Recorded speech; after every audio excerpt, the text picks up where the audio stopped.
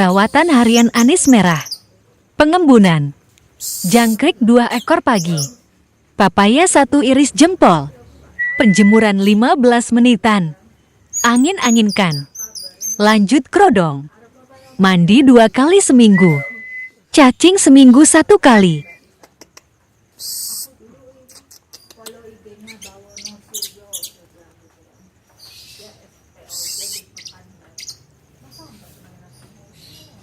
Terus